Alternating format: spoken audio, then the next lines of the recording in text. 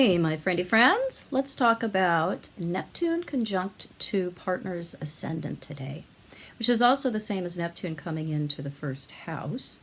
It is just more pronounced. The closer it is to the ascendant, the more acute the connection is going to be.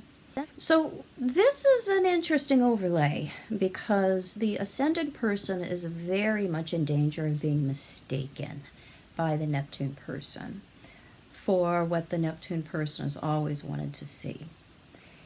We tend to look through the lens of our ideals when we're applying Neptune to somebody in synastry, when we are assessing somebody in synastry. And the ascendant person can really be the recipient of the Neptune person's, compassion and idealism and how they want to see the best in others, the best in the world. What is it that is really the fulfillment of their ultimate romantic fantasy?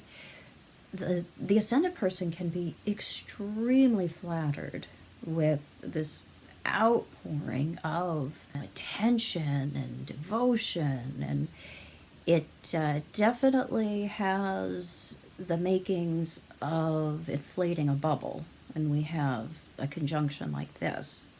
If we have other compatibilities, if we want the same things, if there's harmony, if our egos aren't at war, this is something that we can work through. The Neptune person will come to see the true qualities of the ascendant person over the course of time. And if there isn't a big gap overall between what we think we're getting and what we're actually getting out of the other person or in the relationship, then we can come to accept that the ascendant person is different than we assessed them at first, what we thought they were, what we thought we were getting. The bubble may not be a catastrophic popping in that case, but if we do have a large gap between what we think we're buying and what we are actually getting here, then the Neptune person can feel very, very disappointed, robbed, betrayed when they see that the ascendant person is very different than what they thought, what they were purchasing there in the beginning.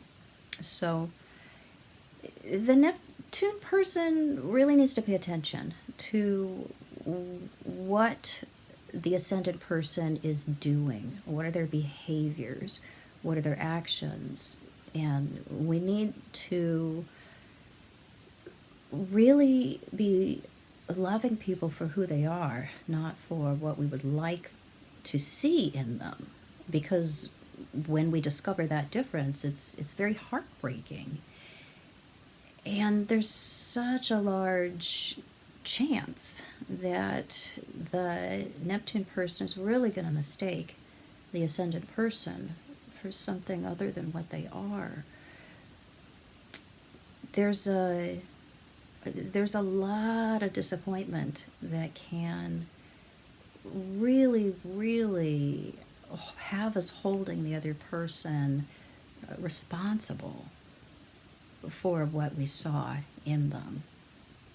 And the ascendant person, they need to make it clear who they are when they hear things like, you're the best cook that I've ever had the pleasure of enjoying the cuisine from. The ascendant person needs to point out, I'm probably pretty average, not good, not bad, not the best. We need to make it more apparent who we really are, and that we really aren't the gift that the Neptune person can make us out to be. That can help when it comes to revealing ourselves over the course of the relationship. There's not this, big disappointing reveal when we get really deep into things. A lot of times the ascended person can really be drawn into being what the Neptune person wants. If we hear that, they really think that we're the best cook ever, we might really throw our back into that and really want to, make that really, really true. And to some degree, I think it's fine to develop talents and ways of being that can make our partner's life more satisfying or harmonious, or give them more of what they want. But we really can't sacrifice who we are for what somebody else wants or needs.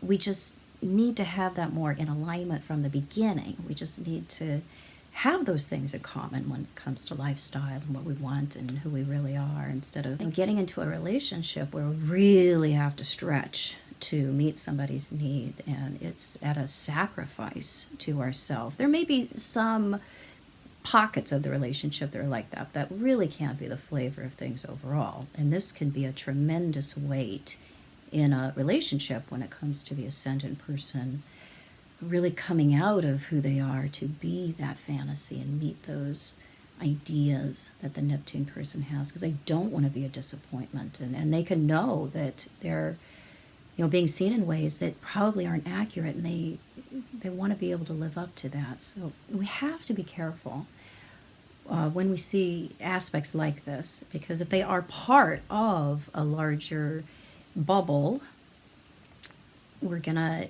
have some heartbreak on our hands, most likely. And so we want to look at everything when these come up. Hope this was helpful. If you are interested in more detail about these kinds of interpretations, I do have a Synastry course available on my website. So if you're into this stuff, take a look at my website, because it's definitely not light on the information. I will be back super soon with more super cool videos.